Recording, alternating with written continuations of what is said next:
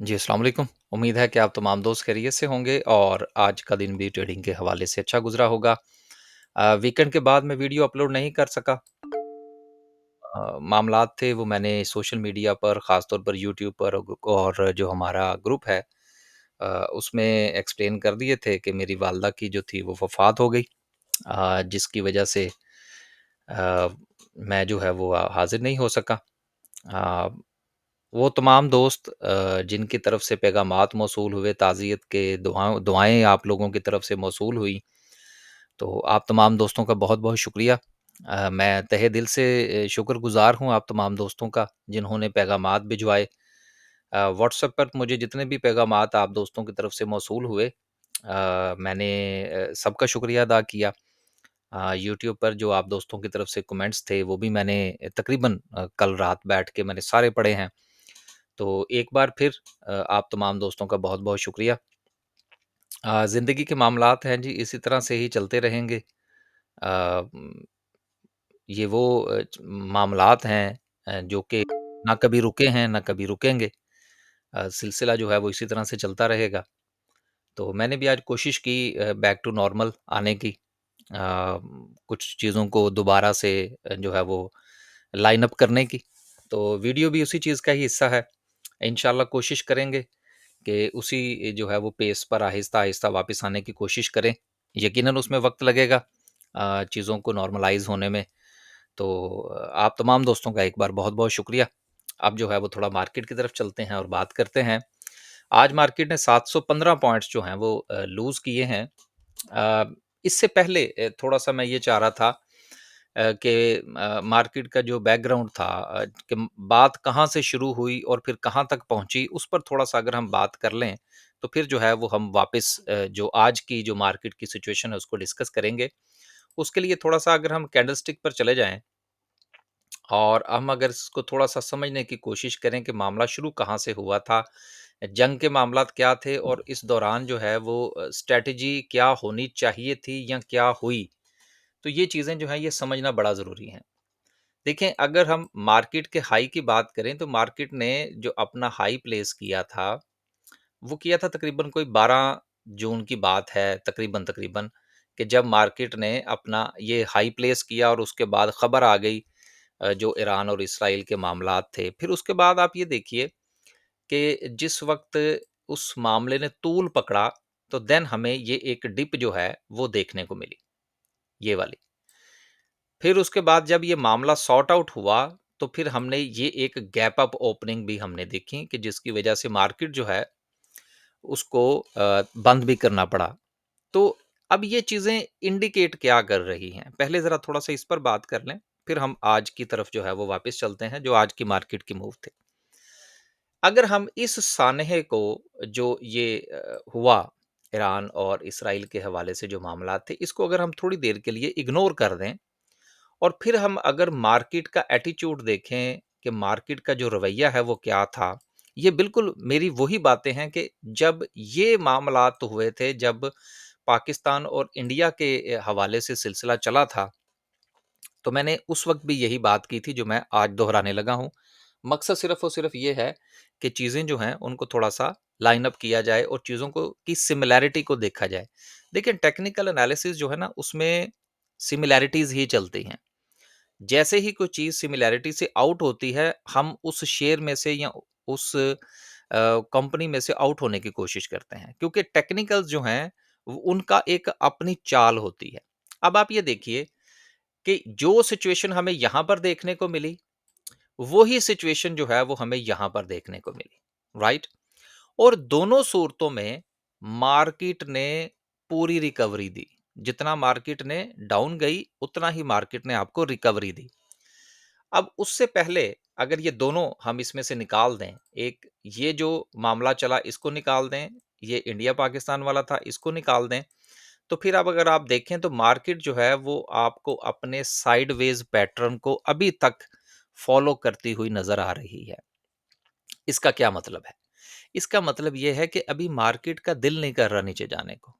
अभी मार्केट जो है वो कुछ टाइम लेना चाह रही है और शायद कुछ थोड़ा-सा मज़ीद इम्प्रूव करना चाह रही है। और ये जो इतना लंबा साइडवेज का जो सिलसिला होता है, चाहे वो इंडेक्स में हो या वो आपके किसी शेयर के अंदर हो, तो उसमें बाज़-औक़ात चांसेस ये होते हैं कि कोई बहुत बड़ा ब्रेक थ्रू आ जाए। और ब्रेक थ्रू से मुराद ये है कि मार्केट एकदम से आपको एक बहुत बड़ा हाई प्लेस कर दे। ये बातें मैं क्यों कर रहा हूँ? ये टेक्निकल्स की बुनियाद पर कर रहा हूँ। ये जो चार्ट मुझे बता रहा है, ये मैं उसकी बुनियाद पर बात कर रहा हूँ। तो इसका मतलब क्या है? मतलब ये है कि जिस वक़्त इस किस्म के कुछ हालात हों, तो डरना नहीं है। डरने से मुराद ये है कि आप अगर इन्वेस्टर हैं, तो आपने उस बाइंग अपॉर्च्युनिटी को मिस नहीं करना। अब जब ये सिलसिला हुआ जो कि बहरहाल जिस वक़्त पाकिस्तान का था, उस वक़्त भी हमारी स्ट्रैटेजी तो यही थी। अब जब ये ईरान का भी मामला हुआ है, तो देन हमारी स्ट्रैटेजी फिर सेम थी। अगर आप ये हमारा मैसेज देखें जो कि ग्रुप इन्वेस्टर ग्रुप के अंदर ये देखें, ये इन्वेस्टर ग्रुप है हमारा।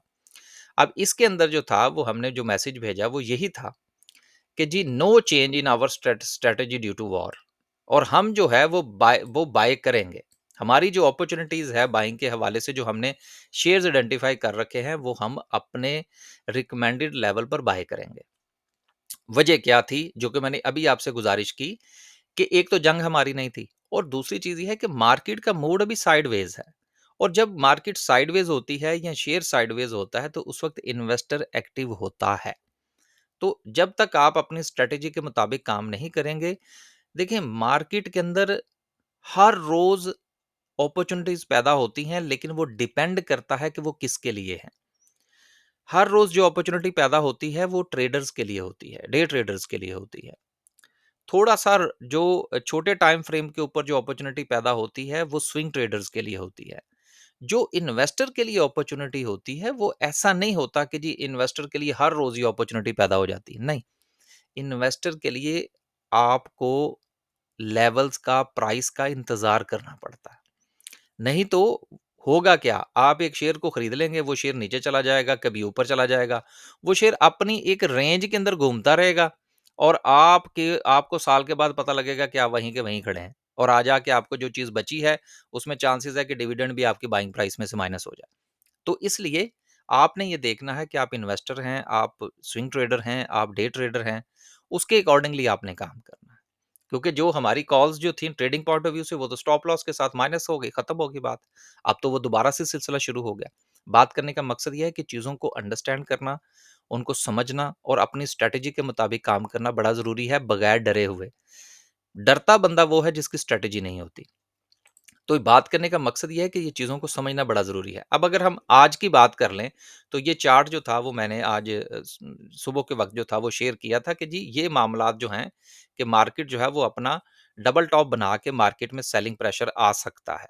तो अगेन वो हमने सेलिंग प्रेशर आता हुआ देखा। तो ये चीज़ें हैं जो कि टेक्निकली हम चीज़ों को वॉच कर रहे होते हैं, अपने जो दोस्त अहबाब हमारे साथ काम कर रहे होते हैं उनके साथ शेयर कर रहे होते हैं। बस इसी चीज़ का नाम ही जो है वो हमारी सर्विसेज़ और मार्केट की अंडरस्टैंडिंग है। अब चलते हैं वापस और थोड़ा-सा डिस्कस करते हैं खबरें वगैरह और बाकी चीज़ें हैं, थोड़ा-सा पेस लो है।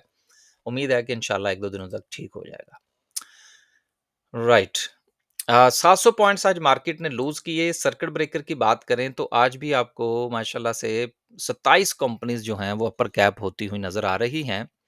अ, जिसमें मुख्तलिफ सेक्टर्स की मुख्तलिफ कंपनीज़ हैं, केमिकल सेक्टर भी है, इसमें फार्मा के भी हैं एंड देन इसमें दूसरे सेक्टर्स जो हैं वो भी मौजूद हैं। अब आप ये देखिए कि इसमें लिवन जो है, जो कि हमारे पास भी है और मैंने इसका चार्ट भी आपको याद होगा कुछ अर्सा पहले आपके साथ डिस्कस किया था जब लोग बहुत ही ज़्यादा परेशान थे कि जी हम इसको बहुत ऊपर खरीद बैठे हैं। तो मैंने उस वक़्त ये पूरा एक चार्ट जो था वो आपके साथ डिस्कस किया था कि इसकी रेंज कौन-सी है, ये कहाँ से कहाँ तक जा सकता है।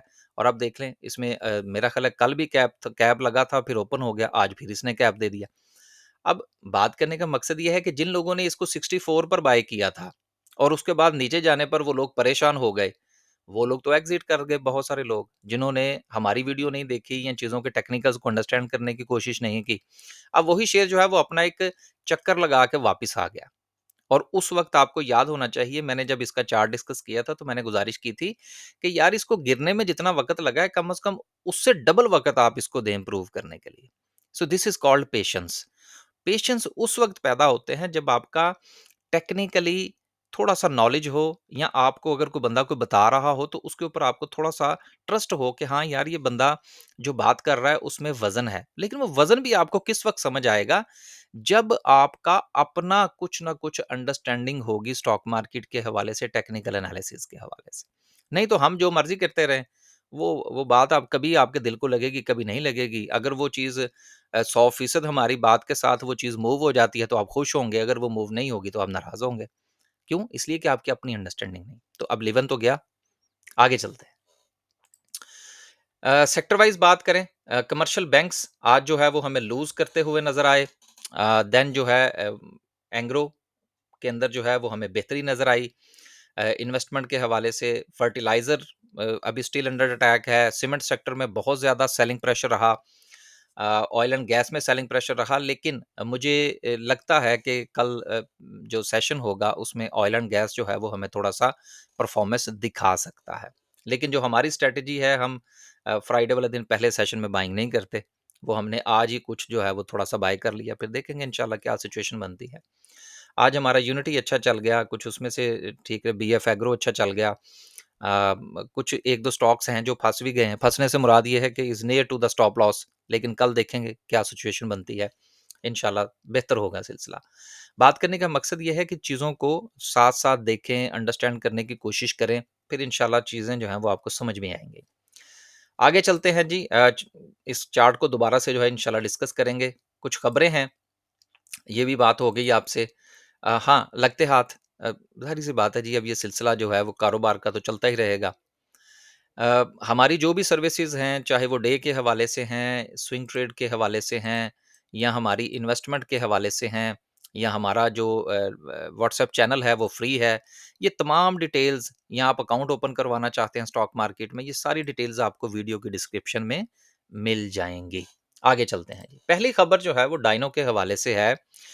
जिन्होंने अपनी कमर्शियल प्रोडक्शन जो है वो उसकी उसको अप्रूव कर दिया है रेज़न की एक नई प्रोडक्ट के साथ। डायना वाले जो हैं ये अच्छे लोग हैं, काम करने वाले हैं, नई-नई प्रोडक्ट्स जो हैं वो इंट्रोड्यूस करवा रहे हैं, तो ये आप देख लीजिएगा।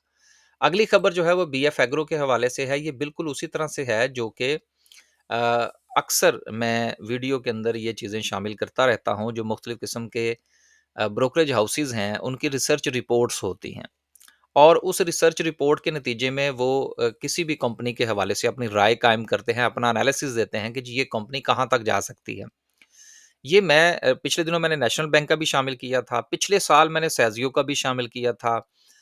फिर मैंने हबको का भी शामिल किया था, मेरा ख़्याल है हबको का शायद किया था, यानी मुझे याद नहीं है, लेकिन सेज़ियो का मुझे अच्छी तरह से याद है। नेशनल बैंक का मुझे अच्छी तरह से याद है, एयरलिंक का मुझे बड़ी अच्छी तरह से याद है। तो बात करने का मकसद ये है कि ये रिसर्च रिपोर्ट्स आती हैं, इनको पढ़ना चाहिए, लेकिन आँखें बंद करके इनके ऊपर अमल नहीं करना। अब इनका ये कहना है कि बीएफ एग्रो जो है, ये ₹50 तक जा सकता है। देखिए हमारे पास भी है, हम भी इसको देख रहे हैं कहाँ तक जा सकता है। आज भी चांसेस थे कि ये अपर कैप हो जाए, लेकिन नहीं हुआ। इसने अच्छा ब्रेकआउट दिया है। हम तो टेक्निकल्स की बुनियाद पर ही कह सकते हैं कि ये चीज़ कहाँ तक जा सकती है। लेकिन इन्होंने साथ में इनकी कुछ जो है वो रेवेन्यू के हवाले से और दीगर चीज़ें जो हैं वो साथ में डिस्कस करने की कोशिश की है। इनको आप ज़रूर देखिएगा, लेकिन जेएस वालों की रिसर्च रिपोर्ट है, ये मुख्तलिफ़ किस्म की रिपोर्ट्स जो आती रहती हैं, इनको पढ़ा ज़रूर करें, लेकिन आँखें बंद करके इनके ऊपर अमल नहीं करना। जो मैं अपनी हर वीडियो में जब भी मैं कभी ये डाटा आपके साथ शेयर करता हूँ, कोई रिपोर्ट शेयर करता हूँ, साथ में मैं कहता ज़रूर हूँ कि जागते रहना है। अपना पैसा है, ध्यान से लगाना है, क्योंकि ज़रा-सा अगर थोड़ा-सा पलटा देख, ये एक चीज़ मैं यहाँ पर ऐड कर दूँ, फिर आगे चलते हैं। वीडियो आज भी काफ़ी लंबी हो जाएगी, कुछ जो है वो अ, स्लो है आज मामला। देखें, फ़र्ज़ करें एक शेयर जो है वो ₹15 से चलता है, राइट? और वो शेयर जो है उसका एक लेवल था ₹18 का, एग्ज़ाम्पल देने लगा हूँ। अब यहाँ से इसने दिया ब्रेकआउट, ठीक है जी? अब इसी रिपोर्ट के मुताबिक फ़र्ज़ कर लें, अब ये कहते हैं जी कि फ़र्ज़ करें कि जी ये शेयर जो है ये ₹36 का हो जाएगा साल के आखिर तक, राइट? अब आपने इसको क्या किया, जब इसने ब्रेकआउट दिया तो आपने इसको ₹20 पर बाय कर लिया। एक चीज़ को ज़हन में रखें हमेशा कि ये चीज़ चली कहाँ से थी, राइट? अगर ये यहाँ ना गई, तो ये यहाँ ज़रूर जाएगी। ये एक ऐसी चीज़ है जो हम लोग मिस कर जाते हैं। हम यहाँ पर ₹20 पर खुशी-खुशी इसको बाय तो कर लेते हैं, लेकिन हम ये भूल जाते हैं कि ये चीज़ चली कहाँ से थी, ये वहाँ पर भी वापस आ सकती है। ये बिल्कुल उसी तरह से है जिस तरह मैंने गेल का चार्ट डिस्कस किया था, तो उसमें मैंने इस चीज़ को पूरी तफ़सील के साथ डिस्कस किया था कि यार अगर किसी बंदे ने ऊपर जाके इसको बाय कर लिया है, तो उसने ये क्यों नहीं देखा कि ये ₹70 से चलने वाला शेयर है? कि ये अगर ₹70 से ऊपर चला गया है, तो क्या ये नीचे भी तो आ सकता है ना? तो ये वो चीज़ें होती हैं जिसको हम लोग चीज़ों को खरीदते वक़्त, एनालिसिस करते वक़्त जो है वो हम खुशफ़हमी का शिकार हो जाते हैं। इन चीज़ों को छोड़ देते हैं। नुकसान ये होता है कि जैसे ही वो शेयर पन ₹20 पे खरीदा होता है, जैसे ही वो ₹15 पे आता है, देन हमारे हाथ-पाँव फूल जाते हैं। चूँकि हमने स्टडीज़ नहीं की होती, सारा पैसा हमारा जो है वो मार्केट में स्टक हो जाता है, जिस तरह लोग हुए पड़े हैं। ये सबको पता है। और सब मज़े की बात तो एक ये है कि आपको याद होगा कि जिस वक़्त मैंने फ्राइडे की वीडियो बनाई थी, जो कि मेरी आखिरी वीडियो थी, उसके बाद मैं हाज़िर नहीं हो सका। उसमें मुझे पता नहीं कितने लोगों ने मैसेजेस भेजे थे कि जी हमने तो अपने लॉस बुक कर लिया। अब उसमें से बहुत सारे लोग मेरे साथ राब्ता कर रहे हैं, जी हमने वो बाय बैक करना है। This is the confusion on your strategy. ये वो नुकसानात हैं जिसको फेस करते हैं हम लोग। उस वक़्त डर के सारा कुछ काट दिया। अब वही चीज़ें जब इम्प्रूव कर गई हैं, तो अब उनको बाय बैक करने जा रहे हैं। तो जब बाय बैक करेंगे, अब दोबारा से फिर मार्केट प्रेशर लेगी। अब फिर वहाँ पर आप स्टक हो जाएँगे। क्यों? इसलिए कि मार्केट में इस वक़्त ट्रेंड तो है नहीं। मार्केट तो साइडवेज़ है। जब मार्केट साइडवेज़ है, तो पैसा भी आपका जो है वो उसमें कंपनीज़ मूव करेंगी, इंडेक्स मूव नहीं करेगा। जब कंपनीज़ मूव करेंगी, तो हम नेटवर्क आपको बहुत ऊपर नज़र आएगा। बीएफ एग्रो आपको बहुत ऊपर नज़र आएगा। कुछ और शेयर्स जो हैं, वो आपको एकदम से कैप लगाना शुरू कर देंगे, नज़र आ जाएँगे, लेकिन जो बड़ी कंपनीज़ आप लेके बैठे होंगे, वो वहीं की वहीं खड़ी होंगी और आप कहेंगे कि जी इंडेक्स तो मूव कर रहा है जी, कंपनीज़ मूव नहीं कर रही, मेरा पोर्टफोलियो तो वहीं का वहीं खड़ा है। ये चीज़ें समझने वाली हैं और इनके ऊपर वक़्त लगाना जो है वो बड़ा ज़रूरी है। बस जी मेरा ख़्याल है आप इजाज़त चाहते हैं, कोई 2-3 खबरें और थी, लेकिन मामलात जो हैं वो बहुत लंबे हो गए हैं। इंशाल्लाह कल जो है वो मज़ीद आपके साथ डिस्कस करने की कोशिश करेंगे। आखिर में डिस्कस करते हैं जी आज की कैंडल को। तो कैंडल में जो मैं गुज़ारिश करना चाह रहा था, वो मैंने आपसे एक तो कर दी कि मार्केट का अभी अपना जो प्रीवियस पैटर्न है, उसके ऊपर वापस आ चुकी है। अगर मार्केट ने आपको कोई क्रैश दिखाना होता या मार्केट ने जो है वो जिस तरह से मैं अक्सर अपनी वीडियो में कहता हूँ कि जैसे ही मार्केट 1500 2000 पॉइंट नीचे जाती है, लोग नीचे का टारगेट देना शुरू कर देते हैं। सॉरी, किसी को तो नहीं कहना चाहिए, सोच हो जाती है लोगों की। और जैसे ही मार्केट को 1000 1500 पॉइंट्स ऊपर जाती है, हम कहते हैं जी मार्केट बस रुकनी नहीं है। ऐसा कुछ नहीं है मार्केट के अंदर। मार्केट अपने एक फ्लो के साथ चल रही है। लेकिन एक चीज़ जो है वो अभी तक कन्फर्म नहीं हुई, वो मार्केट का नीचे जाना है। 2 जंगें मार्केट जो है वो भुगता चुकी है। अगर मार्केट को नीचे जाने का बहुत ज़्यादा बहाना चाहिए होता, क्रैश चाहिए होता, क्योंकि बहुत सारे मैसेजेस जो हैं वो मुझे वीकेंड पे भी मौसूल हुए, अभी तक भी होते रहते हैं कि जी वो मार्केट ने तो जी क्रैश ही करना है। देखें, इससे बड़े 2 मौके मार्केट को और क्या मिलेंगे क्रैश करने के लिए? नहीं की ना। यहाँ से ही समझना चाहिए कि अभी मार्केट का नीचे जाने का मूड नहीं है। अभी इंडेक्स का स्टे करने का मूड है, ट्रेड करवाने के मूड में है मार्केट। अब डिस्कस करते हैं जी आज छोटे टाइम फ्रेम के ऊपर, क्योंकि मैं तो ज़्यादातर छोटे टाइम फ्रेम पे काम करता हूँ। जो सिचुएशन आज बन सकती थी वो जो मैंने अभी पिक्चर भी आपके साथ शेयर की है, वो आप देख लें और इस वक़्त मार्केट कहाँ पर है वो देख लें। ये था जी, जो मैंने शेयर की थी। मार्केट जो है अभी तक जो है वो इसी को फ़ॉलो करती हुई नज़र आ रही है। मार्केट का डबल टॉप बना, तो मुझे लगा कि अब सूरत-ए-हाल इस तरफ जा सकती है।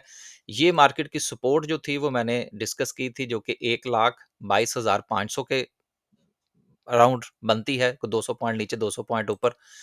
अगर हम देखें तो मार्केट इस वक़्त भी अपने उस एम के को फ़ॉलो करती हुई नज़र आ रही है और ये अब जो है ये मार्केट की बनेगी रेजिस्टेंस, जो कि अराउंड कोई 1,22,000 500 के अराउंड की होगी और मार्केट इस वक़्त खड़ी है 1,22,000 के ऊपर, यानी कि 500 पॉइंट्स अभी मार्केट के पास रेजिस्टेंस मौजूद है। लिहाज़ा हमारी तो स्ट्रैटेजी ये है कि हम तो पहले सेशन में कल कुछ बाय नहीं करेंगे। हमने जो करना था वो आज बाय कर लिया है, कल इंशाल्लाह देखेंगे। अ, देखें इस वक़्त मार्केट जो है वो अगेन गू-म-गू का शिकार है। रेजिस्टेंस जो है वो मार्केट के पास 1,22,500 की है। सपोर्ट इस वक़्त जो मार्केट के पास है वो कोई 1,21,500 की है और मार्केट खड़ी है 1,20,000 के ऊपर। तो ये जो इन बिटवीन होता है, मैं अक्सर आपसे कहता हूँ कि इसमें ट्रेड करने से परहेज़ किया जाए। अगर आप नए हैं, लेकिन अगर आप हमारी तरह से हर रोज़ काम करते हैं, तो फिर तो आप कुछ ना कुछ तलाश कर लेंगे ट्रेडिंग के लिए। तो बेस्ट ये है कि अभी आप देखेंगे कल या तो मार्केट इसको ब्रेक करे, देन आप ट्रेड लीजिएगा, या फिर ये पूरा जो एम है, इसके बनने का इंतज़ार कीजिएगा। अब ये एम बनने के हवाले से जो मैं गुज़ारिश कर रहा हूँ, उसकी क्या रीज़न है? क्योंकि देखिए ये पैटर्न होते हैं, मार्केट का डबल टॉप बना है और उस डबल टॉप को मार्केट जो है वो सस्टेन नहीं कर पाई। तो जब सस्टेन नहीं करेगी तो फिर सेलिंग प्रेशर जो है वो टेक्निकली मार्केट में ज़रूर आता है। बस जी, आज भी वीडियो जो है वो काफ़ी लंबी हो गई, उसके लिए माज़रत।